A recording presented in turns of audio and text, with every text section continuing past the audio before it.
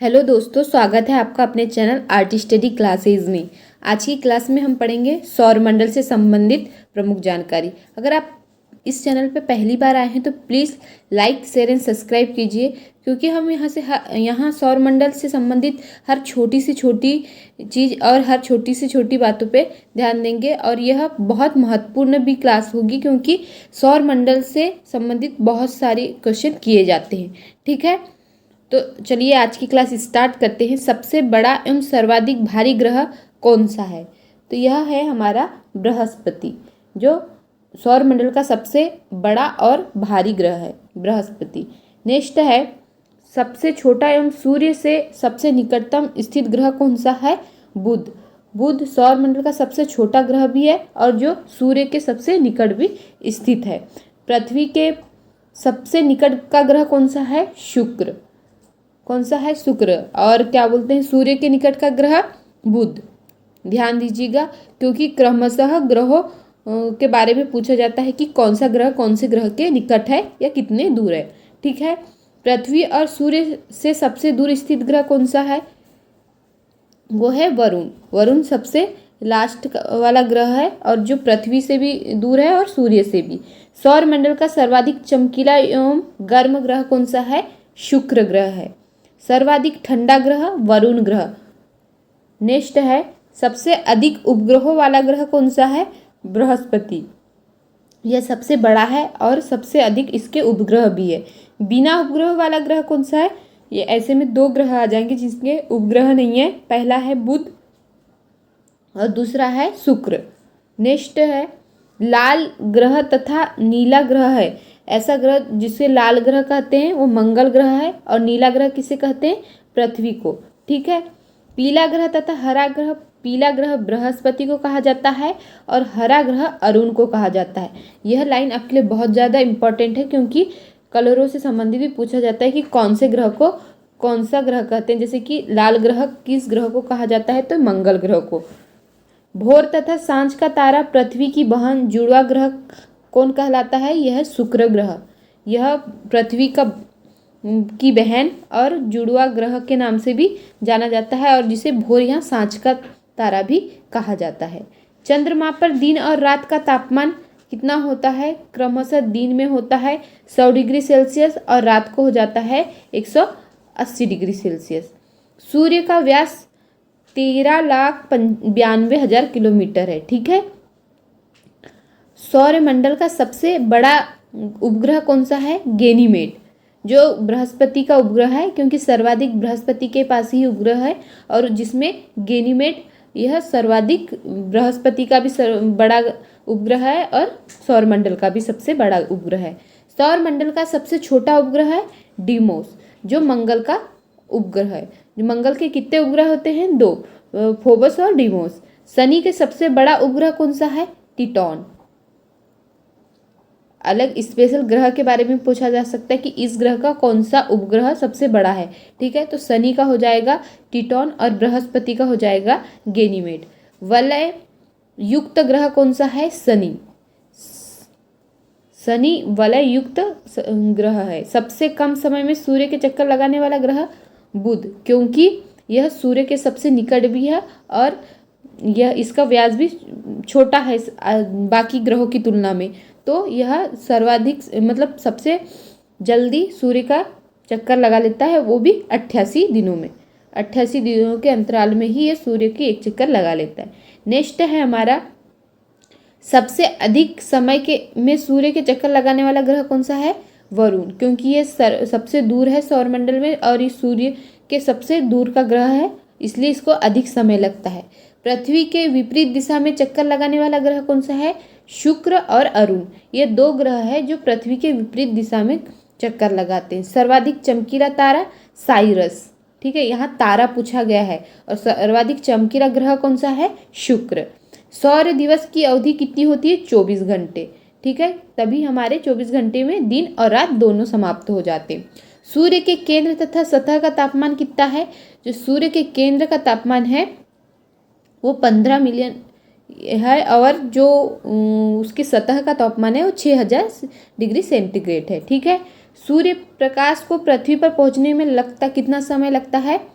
तो इसे 8 minute 20 second लगता है। ठीक है। चंद्रमा का प्रकाश को पृथ्वी पर पहुंचने में लगा समय कितना होता है? 1.3 सेकेंड। जो चंद्रमा का प्रकाश है वो पृथ्वी तक 1.3 सेकेंड में पहुंच जाता है और सूर्य का प्रकाश पृथ्वी तक 8 मिनट 20 सेकेंड का समय लेता है। सूर्य का प्रमुख संघटक कौन सा है? मतलब सूर्य में कौन कौन सी गैस होती है? हाइड्रोजन जो 74% सबसे सर्वाधिक मात्रा में होती है और हीलियम 25% होती है। ठीक है। सूर्य की ऊर्जा का स्रोत क्या है? नाभिकीय संलयन। बड़ी से बड़ी एग्जाम में यह क्वेश्चन किया गया है कि सूर्य की जो ऊर्जा का स्रोत है वो क्या है? नाभिकीय संलयन। पृथ्वी का भूमध्य रेखीय व्यास कितना है? 12,756 किलोमीटर। पृथ्वी का ध्रुवीय व्यास कितना है? 12,714 किलोमीटर। पृथ्वी का विषुवतीय व्यास ध्रुवीय व्यास से ज़्यादा है। कितना ज़्यादा है? तो 42 किलोमीटर ज़्यादा है। ठीक है। 42 किलोमीटर ज़्यादा है। पृथ्वी का अपनी धुरी पर झुकाव कितना है? 23.1/2 अक्षांश। ये भी क्वेश्चन किया गया है। पृथ्वी का अक्ष पर घूर्णन पश्चिम से पूर्व की ओर। ठीक है, ध्यान दीजिएगा। सबसे बड़ा तारामंडल कौन सा है? सेंटोरस। और आकाश गंगा की आकृति कैसी है? स्पाइरल या सर्पिलाकार भी कहा जा सकता है। नेक्स्ट है, सूर्य पृथ्वी से बड़ा है। कितने गुना बड़ा है? यह 109 गुना बड़ा है। सूर्य का सबसे चमकीला सतह कौन सा है? प्रकाश मंडल। सूर्य का बाह्यतम परत कहलाता है जिसे कहते हैं किरीट या कोरोना। अंतरिक्ष में तारामंडलों की संख्या कितनी है? 89। सबसे बड़ा हाइड्रा। ठीक है। ब्रह्मांड में विस्फोटी तारा कहलाता है अभिनव तारा। ठीक है, जिसे ब्लैक होल के नाम से भी जाना जाता है। किस ग्रह पर सूर्य पश्चिम में उगता है? तो अरुण और शुक्र, ये 2 ग्रह है जिसके विपरीत दिशा से सूर्य उगता है। ठीक है। सी ऑफ ट्रॉक्यूलिटी स्थित है चंद्रमा पर। पृथ्वी का एकमात्र उपग्रह कौन सा है? चंद्रमा है। ठीक है। और पृथ्वी के कितने उपग्रह है? एक ही है, वो है चंद्रमा। पृथ्वी तथा सूर्य के निकटतम तारा कौन सा है? सूर्य तथा प्रॉक्सिमा सेंटोरी।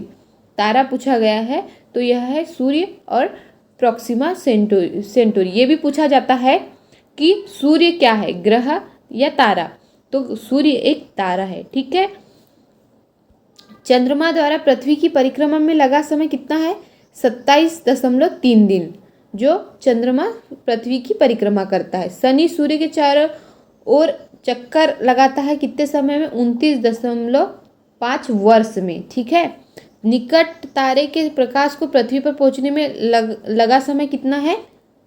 तो वो है 4.2। जो सबसे निकट का तारा है उसको पृथ्वी पर पहुंचने में कितना समय लगता है?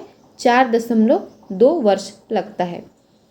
क्षुद्र ग्रह स्थित है मंगल एवं बृहस्पति के बीच। सबसे बड़ा सेरेस। ठीक है। तो जो क्षुद्र ग्रह है वो मंगल और पृथ्वी के बीच में है। हेली पुच्छल तारा दिखता है 76 वर्षों के बाद। ठीक है। दिखाई देगा अब 2062 में। तब तक के पता नहीं कौन जिंदा रहता है और कौन मर जाता है।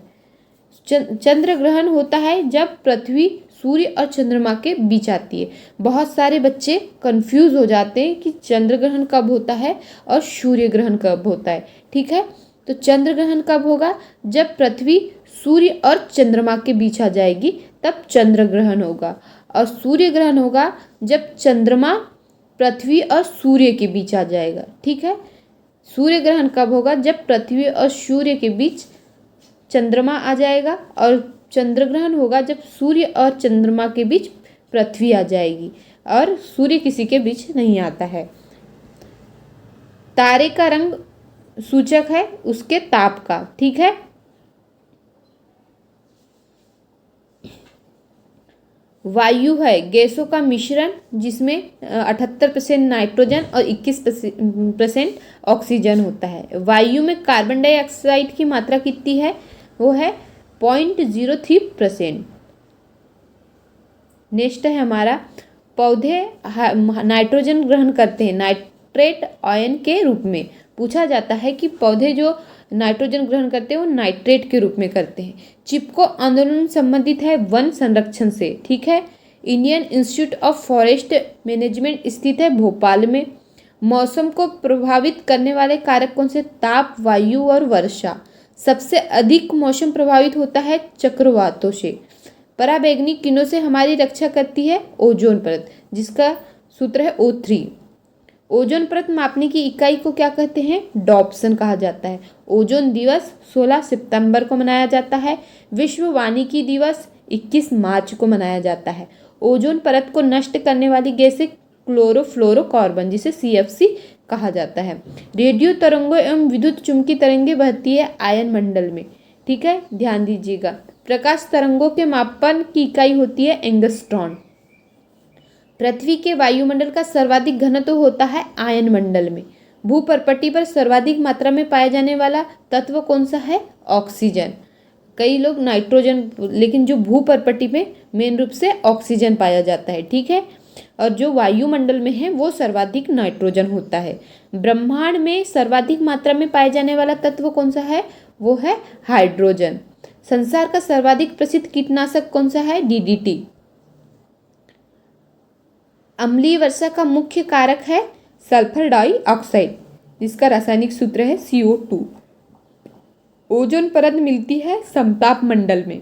क्षारीय मृदा में उगने वाला पौधा कहलाता है हेलोफाइट। ये सारी जानकारी आपके लिए बहुत ज़्यादा महत्वपूर्ण है। मरुस्थल में उगने वाला पौधा कहलाता है जेरोफाइट। गैर परंपरागत ऊर्जा स्रोत है सौर विकिरण। और संचार उपग्रह किस मंडल में उपस्थित है? तो आयन मंडल में उपस्थित है।